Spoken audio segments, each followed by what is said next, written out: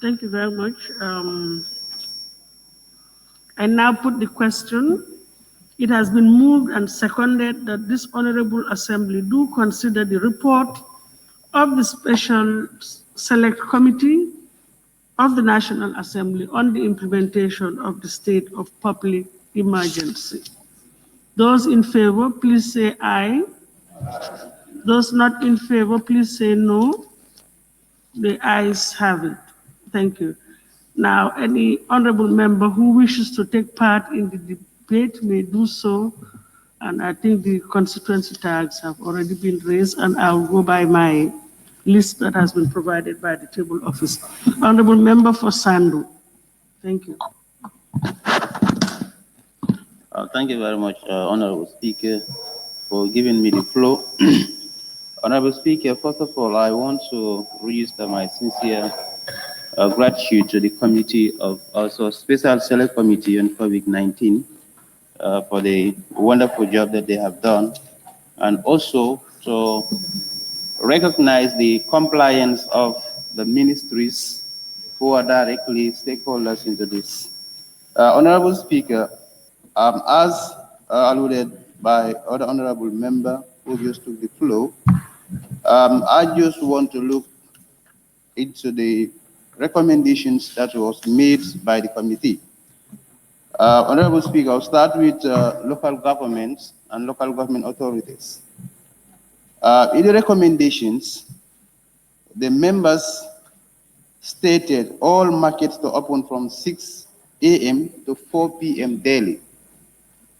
Honorable Speaker, the implementation of the state of emergency regulations to all who are from the rural area, we have registered a lot of disparities as to what is happening here in the urban area compared to what is happening in the rural area. Honorable Speaker, some markets were allowed to open in the urban areas, while the local markets that we have in our areas are all closed. So if the committee is coming with recommendations where social and physical distances will be observed, I believe they can also extend the same regulations of physical and social distancing in some part of the rural Gambia where they have their local lumos. Because if you look at it, Honorable Speaker, the government has tried to provide food for these people, but before it comes, it's a little bit late. And also, most of these people, they are farmers. They depend on their produce and they depend on their livestock. And these livestock, the only place that you can sell them in that area is the lumos. So if you want to transport, let's say, a sheep or a goat from Sandu up to Abuko here, Madam Speaker, what you will spend on the way coming, if you come and sell it here, you will not even have that profit. So I am urging the government to please consider that area or the local government authorities, what they can do for those people, if they can also, what is implementable here in the campus here, where it can also be implemented in that area.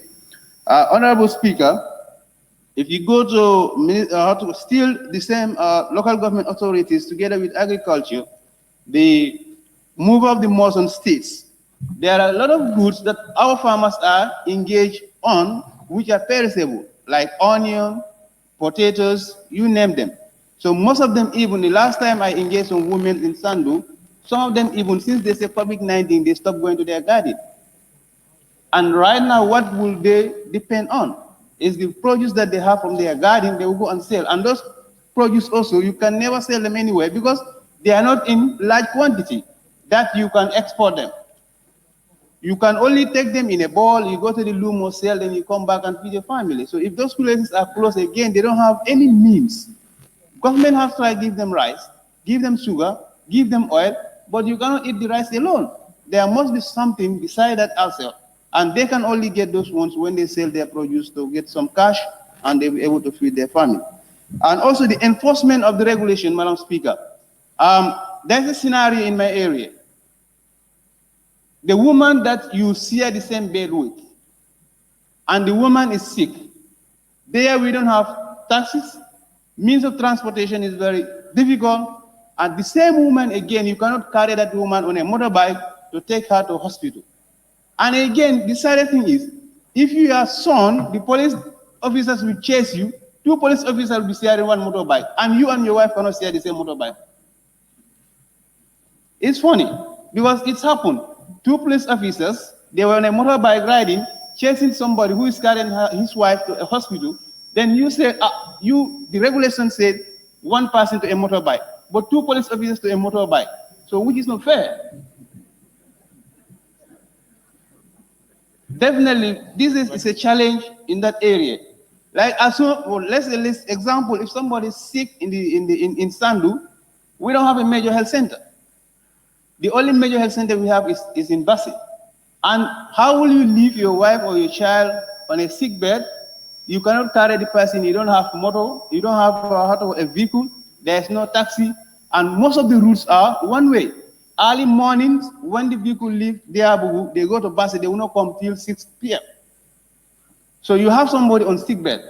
How will you transport that person to a nearest to Bassi or a nearest health center when the police are everywhere monitoring? Two people should not be on one motorbike, but two police officers can be on one motorbike.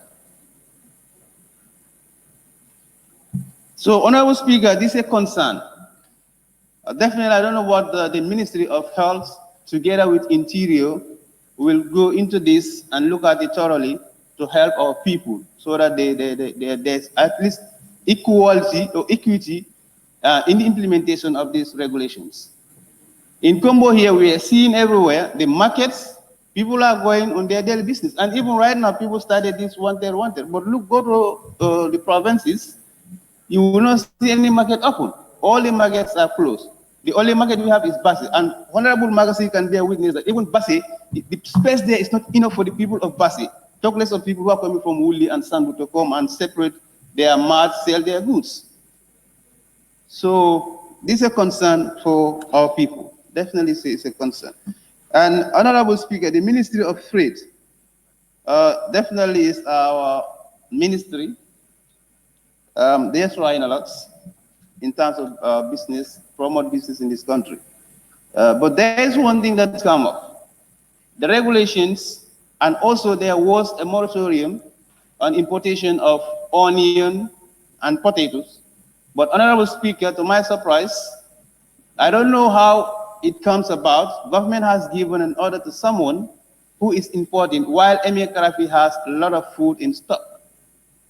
So if we are encouraging to promote local trades, I think we should give them that opportunity when whatever they have in the stock to push that into the market, and even go further to engage our local farmers in the provinces who are producing onion, who are producing potatoes, to encourage them so that government will buy from them and they will also have something for their family.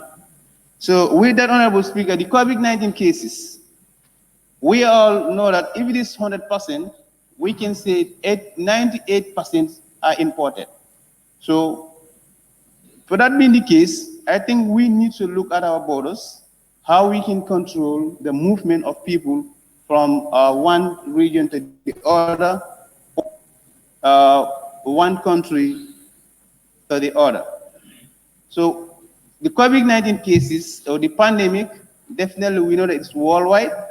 And Honorable Speaker, is something that we know we don't need to joke with. It's because here, if you look at our health system, we don't have that much technology that will be able to contain this virus. But what we can only do to help and educate our people that the virus is real and let them have the belief. But some people would just say, no, government is looking for phone. Fine, let government look for phone. The phone is still coming to this country. But the health of our people is our major concern.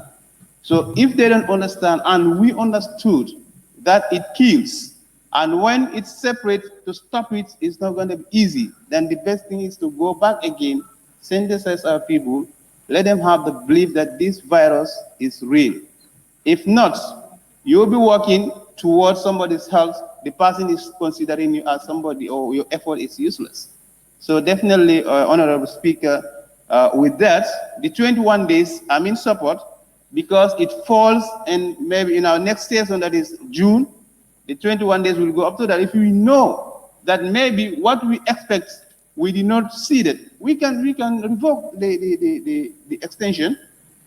I didn't mean maybe it's beyond that, because we all know that this is the second extraordinary session. After that, we can never meet again until maybe next session.